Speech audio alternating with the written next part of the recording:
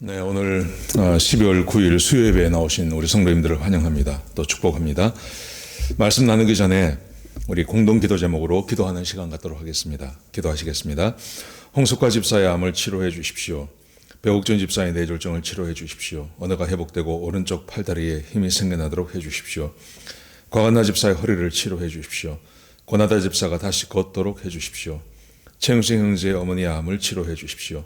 김태남 집사를 회복시켜 주십시오. 오기선 어린이가 골수 이식 수술 후 회복이 잘 되게 해 주십시오. 강봉 장로의 임파선암을 치료해 주십시오.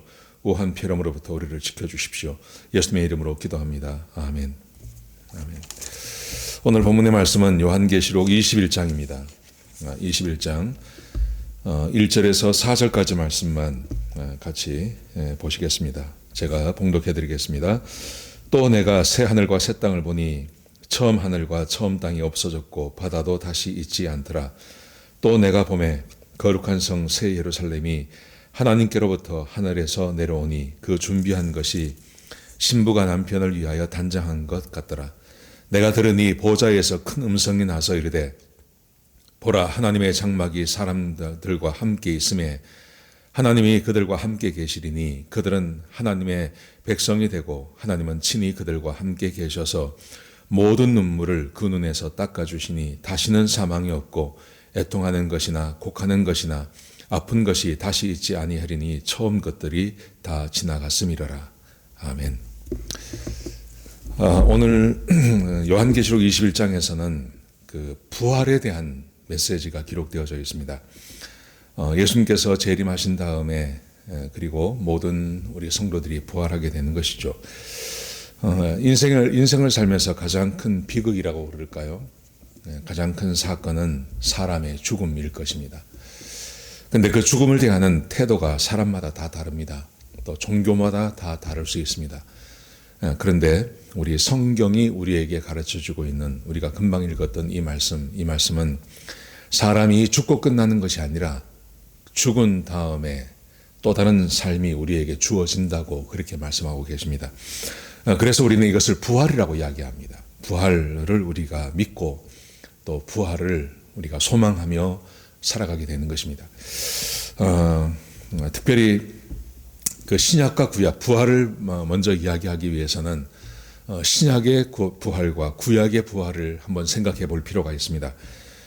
부활에 대한 구약의 증거, 구약 성경은 부활에 대해서 뭐라고 이야기했을까 하는 것을 생각해 보는 것은 굉장히 중요합니다. 그 구약의 사람들이, 구약 시대의 사람들이 부활을 어떻게 믿었을까 하는 것을 생각해 볼 때 그 좋은 모델이 되는 사람들이 있는데 그 사람들은 예수님의 제자들입니다. 여러분, 성경을 읽으면서 공관복음서를 쭉 읽어나가면서 답답함을 느끼지 못하셨습니까? 예수님께서 자기의 부활에 대해서 제자들에게 여러 번 말씀하셨습니다. 그런데 제자들이 그 예수님의 가르침을 이해를 하지 못합니다. 이해도 못하고 또 말씀을 받아들이지도 못하고 그리고 그 말씀을 믿지도 못하는 것 같은 인상을 우리가 받게 됩니다. 예수님께서는 자기의 죽음을 말씀하시면서 함께 꼭 말씀하시는 것이 3일 후에 내가 부활한다는 말씀이셨습니다. 그런데 예수님께서 이렇게 말씀하심에도 불구하고 제자들은 그 예수님의 부활이라는 말을 이해하지 못합니다. 또 받아들이지도 못합니다. 믿지도 못합니다. 그래서 예수님께서 죽음과 부활을 동시에 말씀하실 때 제자들은 항상 죽음에만 관심을 갖습니다. 그래서 두려워하기도 하고 믿지 못하기도 하고 베드로 같은 경우는 안 된다고 이야기하고 막 이런 현상들이 벌어지지 않습니까? 왜냐하면 제자들은 여전히 구약의 사람들이기 때문에 그렇습니다.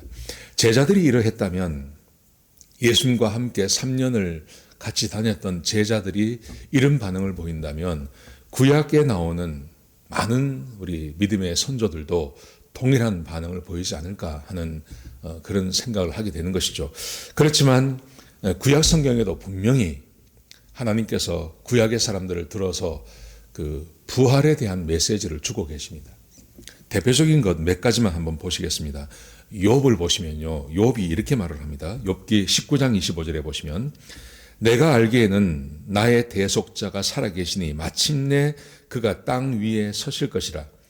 내 가족이 벗김을 당한 뒤에도 욥기에서는 죽음을 내 가족이 벗김을 당한 후에 이렇게 말합니다. 신약에서는 내 영혼이 장막을 벗은, 사도 바울 같은 경우는 내 장막이 무너진 다음에는 이렇게 표현하죠. 그런데 욥 같은 경우는 욥기에서는 내 가족이 벗김을 당한 뒤에도, 사람이 죽은 다음에 이 말이죠. 사람이 죽고 나서 의식이 없다거나 아니면 어두운 세상으로 들어가는 게 아니라 그가 이렇게 말합니다. 내가 육체 밖에서 하나님을 보리라. 이 육체를 떠나도 사람은 여전히 살아서 그 하나님을 뵙게 된다. 그렇게 말씀하고 계십니다. 이것이 바로 부활에 대한 생각이죠. 또 시편에 보시면요. 시편 16편 17절에 보시면 사도 바울과 베드로가 인용한 부분이 있습니다. 16장 9절에 보시면, 시편 16편 9절에 보시면, 이러므로 나의 마음이 기쁘고 나의 영도 즐거워하며 내 육체도 안전히 살리니. 육체가 죽지만 그래도 이 몸을 가지고 영원히 사는 것에 대한 소망을 이야기하고 있습니다. 그 다음 10절에 보시면요. 이는 주께서 내 영혼을 수월에 버리지 아니하시며 주의 거룩한 자를 멸망시키지 아니하실 것임이니라. 수월에 들어가서 어둠 가운데 사는 게 아니라 하나님께서 거룩한 자들을 멸망시키지 아니하시고 부활시키는 것에 대한 소망이 있다고 그렇게 다윗은 고백하고 있습니다. 시편 17편 15절에 보시면 굉장히 유명한 구절입니다. 사도 바울이 인용한 구절인데요. 나는 의로운 중에 주의 얼굴을 배우리니 깰 때에 주의 형상으로 만족하리이다. 다윗은 죽고 나서 사람이 끝나는 게 아니라 하나님의 형상으로 다시 거듭나는 것을 말했습니다. 부활을 말합니다. 부활.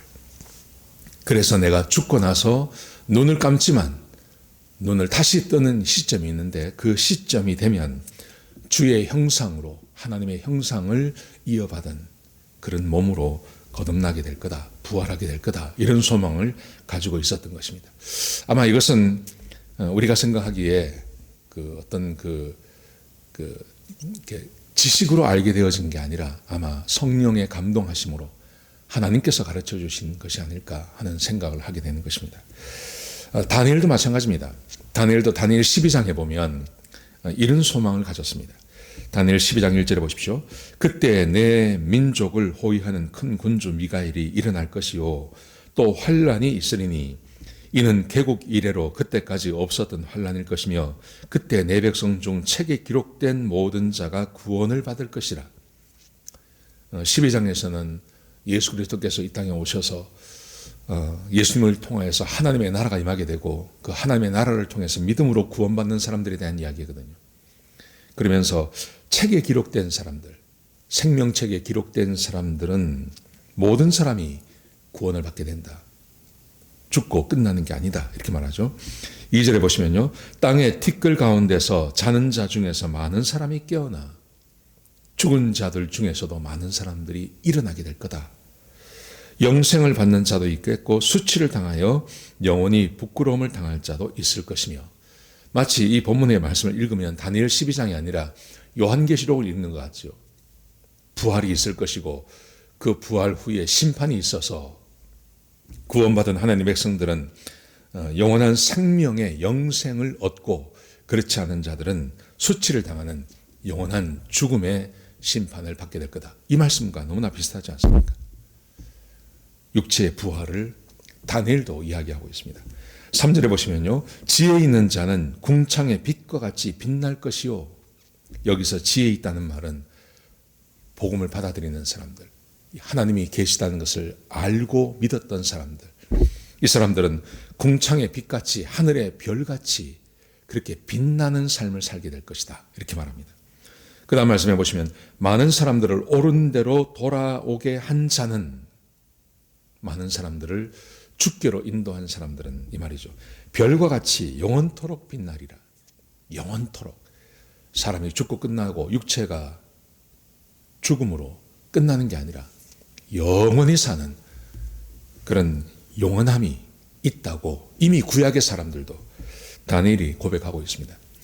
여러분, 그러므로 구약의 사람들도 성령의 인도하심과 하나님의 계시로 인하여서 사람이 죽는 게 아니라, 죽고 끝나는 게 아니라 부활이 있고, 또 이 부활 안에 육체적인 다시 태어남도 있다고 그렇게 고백을 하고 있습니다. 이미 구약 때 그렇게 말하고 있습니다. 이제 신약이 되면 이것이 더 분명해지는 것입니다. 자, 신약에 와서는요, 부활의 증거를 이렇게 말하고 있습니다. 복음서를 보면 특별히 사두개인과 예수님의 그 논쟁하는 이야기가 나옵니다. 이게 마태복음 22장에 나오는데, 성경에서 보시면 사두개인들은 부활을 믿지 않는 사람들이었습니다. 이 사람들이 예수님께 찾아와서 이렇게 질문을 합니다. 무슨 질문을 하냐 하면, 자, 보십시오. 마태복음 22장 23절입니다. 제가 읽어드리겠습니다. 부활이 없다 하는 사두개인들이 그날에 예수께 와서 물어 이르되, 선생이여, 모세가 일렀으되 사람이 만일 자식이 없이 죽으면 그 동생이 그 아내에게 장가들어 형을 위하여 상속자를 세울지니라 하였나이다. 모세의 법에 보면 대를 이어간다 그러지 않습니까? 대를 이어서 형이 장가를 갔는데 형이 만약에 상속자가 없이, 아들이 없이 죽으면 동생이 그 형수와 결혼을 해주고, 이런 법이 있었습니다. 그런데 이 사람들이 이제 극단적인 예를 드는 겁니다. 7 형제가 있었는데 그 7 형제가 전부 다 한 여자와 결혼을 했다는 겁니다. 그러면서 묻기를 이렇게 묻습니다. 자, 28절에 보시면요. 그런즉 그들이 다 그를 취하였으니 부활 때의 7 중에 누구의 아내가 되리까? 사람의 부활이 있으면, 형제 7명이 한 여자와 다 결혼을 했으면, 그러면 부활한 다음에 이 여자는 도대체 누구의 아내가 되는 겁니까? 그러니까 이 사람들은 논리의 함정에 빠지게 되는 거죠. 그러므로 부활은 없다, 이렇게 말하는 겁니다. 논리의 함정에 빠진 것입니다. 그러자 예수님께서 그들에게 부활의 진면목에 대해서 말씀하십니다. 29절에 보시면 예수께서 대답하여 이르시되 너희가 성경도 하나님의 능력도 알지 못하는 거로 오해하였도다. 논리적으로 생각하는 게 아니라 성경에, 그리고 하나님께서 무엇라고 말씀하시는지를 알아야 되는데 너희가 모른다. 아까 말씀드린 것처럼 구약에도 욥도 그랬고 다니엘도 그랬고 부활이 있다고 분명히 말하지 않았습니까? 다윗도 그렇고요. 그런데 논리로 뭔가를 생각해 보니 이건 논리적이지 않다. 그래서 이 사람들이 믿지 않는다고 말하니까 예수님께서 그것을 지적하는 것입니다. 그러면서 예수님께서 직접 부활에 대해서 말씀하십니다. 자, 보십시오. 22장 30절 보십시오. 부활 때에는 장가도 아니가고 시집도 아니가고 하늘에 있는 천사들과 같으니라. 부활이 분명히 있다고 말하죠. 그런데 장가도 가지 않고 시집도 가지 않는다. 천사처럼 된다. 그러면서 이렇게 말씀하세요. 31절에 보시면 죽은 자의 부활을 논할진대 하나님이 너희에게 말씀하신 바 나는 아브라함의 하나님이요 이삭의 하나님이요 야곱의 하나님이라 하신 것을 읽어보지 못하였느냐. 하나님은 죽은 자의 하나님이 아니요 살아있는 자의 하나님이시니라 하시니. 하나님께서 아브라함이 죽은 다음에 이삭을 찾아오십니다. 그러면서 이삭에게 뭐라고 말하냐면 나는 아브라함의 하나님이다 이렇게 말합니다. 야곱에게 찾아오셔서 나는 이삭의 하나님이고 나는 아브라함의 하나님이고 이삭의 하나님이다. 그리고 야곱의 하나님이다. 요셉에게는 그렇게 말을 합니다. 그러면서 이게 도대체 무슨 뜻인지 아느냐 이렇게 말합니다. 분명히 아브라함도 죽었고 이삭도 죽었고 야곱도 죽었습니다. 그런데 하나님께서 말씀하시기를 나는 아브라함의 하나님이요 이삭의 하나님이요 야곱의 하나님이란 말의 의미는 아브라함이 살아있을 때의 하나님만 하나님이 아니라 현재도 아브라함, 이삭, 야곱이 모두 다 살아있다는 말을 하는 거죠. 현재도 살아있다는 말입니다. 아브라함도 살아있고 이삭도 살아있고 야곱도 살아있다. 모든 자가 살아있다. 지금 그렇게 예수님께서 말씀하고 계시는 것입니다. 여러분 이것은요 굉장히 중요한 본문입니다. 사람의 부활에 대해서 아주 명확하게 이야기하고 있는 겁니다. 사람은 윤회하는 것도 아니고요. 사람은 죽고 나서 끝나는 것도 아니고 무로 돌아가는 것도 아닙니다. 사람은 죽고 나서 그의 영혼이 분명히 살아 있습니다. 그래서 하나님을 믿는 자들은 천국에 가는 것이고 하나님을 믿지 않는 자들은 아까 다니엘이 말한 것처럼요. 지옥에 가서 영원한 형벌 가운데 있게 되는 것이죠. 그래서 우리는 부활을 믿는 겁니다. 그래서 우리는 부활의 종교라고 그렇게 극단적으로 말하지 않습니까? 예수님께서 또 이렇게 말씀하셨습니다. 누가복음 14장에 보시면, 자 보십시오. 제가 읽어드리겠습니다. 12절에 보시면요. 또 자기를 청한 자에게 이르시되, 예수님께서 어떤 사람의 요청을 받아서 잔치 자리에 가게 되셨습니다. 예수님께서 대접을 받으셨습니다. 그 대접을 받는 자리에서 살아있는 이 세상보다 우리가 부활한 다음의 삶이 더 소중하고 중요하고 그게 실제로 있다는 것을 교훈으로 주신 말씀입니다. 눈에 보이는 세상보다 눈에 보이지 않는 사람이 거듭난 세상이 훨씬 중요하다라는 것을 가르치시기 위해서 예수님께서 이 말씀을 하십니다. 자, 이렇게 말씀하세요. 자기를 청한 자에게 이르시되 내가 점심이나 저녁이나 베풀거든 누군가에게 식사를 대접할 때 이 말이죠. 벗이나 형제나 친척이나 부한 이웃을 청하지 말라. 이 사람은 부자이기 때문에 이 부자의 친구, 형제, 친척은 다 부자가 아니겠습니까? 그러니까 그런 사람들에게 점심이나 저녁이나 잔치를 베풀지 말고 이렇게도 말씀하세요. 근데 왜 그렇게 하냐면 두렵건대 그 사람들이 너를 도로 청하여 내게 갚음이 될까 하노라. 내가 누군가에게 선을 베풀었는데 그 사람이 나에게 그 선을 갚아버리면 내가 하나님 앞에 받을 그 상이 없다는 것입니다. 그러면서 이렇게 말씀하세요. 그리하면 자 13절 차라리 잔치를 베풀거든 차라리 가난한 자들과 몸 불편한 자들과 저는 자들과 맹인들을 청하라. 그리하면 그들이 갚을 것이 없으므로 내게 복이 되리니 이 복을 언제 받냐 하면요. 보세요. 이는 의인들의 부활 시에 내가 갚음을 받겠음이라 하시더라. 의인들의 부활. 우리가 하나님 앞에 가서 이 땅에서 어떻게 삶을 살았는지 거듭난 사람들 중에 하나님의 그 상의 잔치에 가지 않습니까? 상을 받는 심판의 자리에 가게 됩니다. 그때 하나님께서 이 땅에서 내가 선을 베풀고 아무도 나에게 그것을 갚지 않는 것이 훨씬 복되다. 그렇게 교훈하시죠. 이 세상에 많은 사람들은 부활도 믿지 않고 죽음 위에 삶이 있다는 걸 믿지 않습니다. 그래서 이 땅에서 뭔가 내가 누군가에게 베풀고 그리고 이 땅에서 거기에 대한 그 보답을 받기를 원합니다. 만약 보답이 없는 일이라면 하지 않으려고 그러죠. 그런데 예수님께서 말씀하시기를 부활이 얼마나 실제적이고 그리고 이 부활 이후의 삶이 얼마나 우리에게 중요했으면 예수님 자기에게 잔치를 베푸는 사람에게 말하기를 이렇게 하지 말고 너에게 갚을 것이 없는 사람들에게 잔치를 베풀라. 그러면 그 사람들이 갚을 것이 없기 때문에 너에게 복이 있는데 그 복이 언제냐 하면 주님 앞에 섰을 때 우리가 부활해서 섰을 때 하나님께서 많은 상으로 갚아주신다. 그렇게 말씀하시는 거죠. 부활이 얼마나 실제적이면 부활이 얼마나 확실한 것이면 예수님께서 이렇게 말씀하시겠습니까? 여러분 그러므로 이 땅에서 선을 베풀다가 낙심하지 마시기 바랍니다. 선을 베풀고 뭔가 선한 일을 하고 착한 일을 하고 다른 사람을 돕고 또 헌신하고 충성했는데 이 땅에서 보답이 없을 수도 있어요. 하나님께서 보답을 주십니다. 약속해 주셨습니다. 이 땅에서 보답이 있을 거라고 말씀하셨습니다. 여러분 그런데 이 땅에서 보답이 없다고 해서 섭섭해하지 마시기 바랍니다. 주님 앞에 가면 그 모든 것을 상으로 얻게 될 것입니다.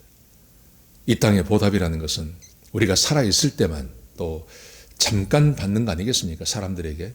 그런데 하나님께서 그것을 우리에게 보답으로 주신다고 상으로 주신다고 하신다면 하나님의 스케일만큼 우리에게 상으로 오는 거 아니겠습니까? 얼마나 귀하고 큰 것이겠습니까? 이걸 생각해 보면 절망할 이유가 없다는 것입니다. 예수님께서 부활을 이렇게 설명해 주셨습니다. 자, 요한복음에 보십시오. 요한복음에 보시면 이렇게 말씀하세요. 요한복음 5장 28절에 보시면요. 이를 놀랍게 여기지 말라. 무덤 속에 있는 자가 다 그의 음성을 들을 때가 오나니 선한 일을 행한 자는 생명의 부활로 악한 일을 행한 자는 심판의 부활로 나오리라. 이 세상의 모든 사람들은 다 부활합니다. 예수 믿고 구원받은 사람들은 생명의 부활로, 그렇지 않고 자기가 주인 되어서 살아가던 사람들은 심판의 부활을 맞게 될 것입니다. 예수님께서 분명히 말씀하신 것입니다. 요한복음 6장 39절에 이렇게 말씀하십니다. 나를 보내신 이의 뜻은, 하나님을 말하는 거죠. 하나님의 뜻은 이렇게 말씀하세요. 내게 주신 자 중에 내가 하나도 잃어버리지 아니하고 마지막 날에 다시 살리는 이것이니라. 하나님께서 원하시는 것, 생명의 부활. 하나님께서 선택하시고 하나님께서 선택하신 그 모든 사람들을 심판의 부활이 아닌 생명의 부활에 이르도록 하는 것. 그게 하나님의 뜻이라고 말씀하십니다. 40절에 보시면요. 6장 40절에 보시면 내 아버지의 뜻은 아들을 보고 믿는 자마다 영생을 얻는 이것이니 마지막 날에 내가 이를 다시 살리리라 하시니라. 마지막 날에 내가 이를 다시 살릴 것이다. 부활을 말하는 거죠. 자, 그러자 이 말을 듣고 있던 유대인들이 이렇게 말을 합니다. 자기가 하늘에서 내려온 떡이라 하심으로 유대인들이 예수에 대하여 수근거려 이르되 이는 요셉의 아들 예수가 아니냐. 그 부모를 우리가 아는데 자기가 지금 어찌하여 하늘에서 내려왔다 하느냐. 사람들이 의심하는 말을 했습니다. 그러자 예수께서 대답하여 이르시되 너희는 서로 수군대지 말라. 나를 보내신 아버지께서 이끌지 아니하시면 아무도 내게 올 수 없나니 오는 그를 내가 마지막 날에 다시 살리리라. 구원이라는 것은 사람의 선택이 아니라 하나님의 선택이라고 늘 우리가 말씀드리고 있지 않습니까? 그래서 구원받은 하나님의 백성들, 하나님께서 선택하셔서 하나님께서 이끄시는 그 사람들은 마지막 날에 다 부활하게 된다. 생명의 부활을 말하는 거죠. 심판의 부활이 아니라 생명의 부활을 말하는 것입니다. 요한복음 14장에 가면 예수님께서 자기의 죽음에 대해서 이야기합니다. 아까 처음에 말씀드린 대로. 근데 제자들은 구약적인 배경을 가지고 있기 때문에 부활을 모릅니다. 예수님께서 여러 번 부활에 대해서 말씀하셨고 자기의 죽음과 함께 부활을 같이 말씀하십니다. 근데 제자들이 계속 염려하고 걱정하니까 예수님께서 요한복음 14장에 오셔서 아주 결정적인 또 소망적인 부활을 이렇게 말씀하셔요. 너희는 마음에 근심하지 말라. 하나님을 믿으니 또 나를 믿으라. 내 아버지 집에 거할 곳이 많도다. 그렇지 않으면 너희에게 일렀으리라. 내가 너희를 위하여 거처를 예비하러 가노니 가서 너희를 위하여 거처를 예비하면 내가 다시 와서 너희를 내게로 영접하여 나 있는 곳에 너희도 있게 하리라. 부활을 말씀하시죠. 부활을. 나 있는 곳에 너희도 있게 하리라. 우리가 가야 할 천국에 대한 말씀입니다. 내 아버지 집에 천국을 말하죠. 거할 곳이 많다. 내가 가서 너희가 있을 곳을 준비하러 간다. 그게 다 준비가 되면 내가 와서 너희를 영접하여 나 있는 곳에 너희도 함께 있게 하겠다. 여러분, 이게 사람의 죽음의 비밀입니다. 그리고 부활의 비밀입니다. 우리에게 얼마나 소망이 있는지 모릅니다. 이걸 누가 알 수 있겠습니까? 죽어서 갔다가 살아 돌아오는 사람이 없는데요. 이걸 누가 알 수 있겠습니까? 사람을 창조하시고 만드시고 천국의 주인이신 하나님께서 사람의 몸을 가지고 이 땅에 오셔서 예수 그리스도께서 우리에게 이것을 가르쳐 주시는 것입니다. 얼마나 소망이 있는지 모릅니다. 자, 그래서 사도들도, 이 가르침을 받았던 사도들도 부활에 대해서 이야기합니다. 자, 사도행전 17장을 보시면요. 사도 바울의 주된 메시지, 사도 바울이 가서 사람들에게 무엇을 가르쳤는지를 우리가 알 수 있습니다. 이렇게 말합니다. 사도행전 17장 18절에 보시면요. 어떤 에피쿠로스와 스토아 철학자들도 바울과 쟁론할세 어떤 사람은 이르되 이 말쟁이가 무슨 말을 하고자 하느냐 하고 어떤 사람은 이르되 이방 신들을 전하는 사람인가 보다 하니 이는 바울이 예수와 부활을 전하기 때문이다. 예수 그리스도로 인하여서 그 예수를 믿으면 우리가 생명의 부활로 거듭납니다. 이 말을 전하는데 철학을 믿는 사람들, 스토아 철학을 믿고 에피쿠로스 철학을 믿는 사람들이 이 말을 믿지 않는다는 거죠. 지금도 마찬가지 아니겠습니까? 이걸 누가 믿겠습니까? 믿지 않는다는 거죠. 사도행전 24장 15절에 보시면 이렇게 말합니다. 그들이 기다리는 바 하나님께 향한 소망을 나도 가졌으니 곧 의인과 악인의 부활이 있으리라 함이니라. 우리의 믿음의 선조들이 가졌던 그 부활에 대한 소망, 의인의 부활, 악인의 부활. 요한계시록도 우리에게 그것을 이야기해 주지만 세상은 공평해 보이지 않습니다. 악인이 득세할 수도 있고요. 악인이 잘할 수도 있고요. 악인이 잘 살 수도 있고 의인이 우리의 믿음대로 성공하고 잘되고 하는 것이 반드시 이루어지는 것은 아닙니다.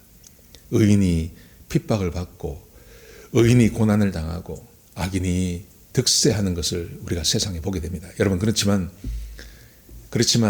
하나님 앞에서 하나님의 그 의로우심이 완전히 드러나는 때가 언제냐 하면 의인은 의인의 부활을, 악인은 악인의 부활을, 의인에게는 생명의 부활이 있고 악인에게는 심판의 부활이 있는 그날 모든 악과 선에 대한 심판이 공정하게 이루어지는 것을 보게 되는 것이죠. 그래서 고난받는 그리스도인들이 이런 소망을 가졌다는 것입니다. 우리가 하나님을 향한 소망이 있는데 의인은 의의 부활을, 그리고 악인은 악의 부활이 있다는 것을 우리가 알고 있다. 초대교인들이 이렇게 신앙 고백을 하고 있었던 것입니다. 사도행전 17장 31절에는 이렇게 말씀하십니다. 이는 정하신 사람으로 하여금 천하를 공의로 심판할 날을 작정하시고 이에 그를 죽은 자 가운데서 다시 살리신 것으로 모든 사람에게 믿을 만한 증거를 주셨음이니라. 예수님께서 죽은 자 가운데서 부활하지 않으셨습니까?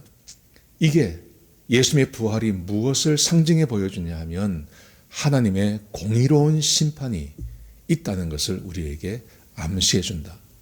그렇게 사람들이 믿고 있는 것입니다. 사도 바울은 부활을 이렇게 말합니다. 빌립보서 3장 20절에 보시면요.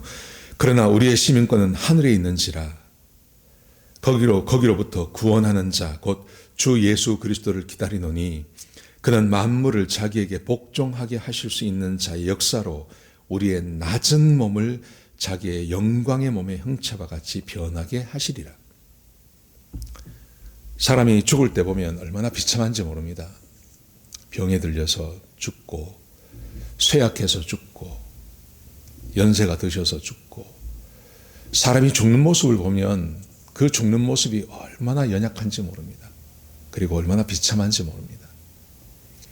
제가 장례식을 치를 때마다 특별히 하관 예배를 드릴 때 늘 하는 말이 있습니다. 이거 우리가 마지막으로 우리 부모님의 시신을 보고 또 가족의 시신을 보게 되는데 이게 이 모습이 아닙니다. 이 모습이 아니라 성경에서는 분명히 우리의 연약한 모습이 아니라 하나님 앞에 갔을 때 영광스러운 모습으로 부활합니다. 그렇게 성경은 말하고 있습니다. 이게 다라고 생각하지 마십시오. 제가 늘 그렇게 위로합니다. 그런데 오늘 그 위로의 말씀이 빌립보서에 그렇게 기록되어 있는 겁니다. 우리의 낮은 몸을 자기 영광의 몸의 형체와 같이 변하게 하시리라. 예수 그리스도께서 부활하신 다음에 그 몸, 이 세상 무엇에도 얽매이지 않는 문이 닫혔지만 그것을 지나가셔서 나타나지 않습니까? 그리고 일시에 500명에게 보여주지 않습니까? 그 부활하신 몸, 우리 그게 다 뭔지 모릅니다.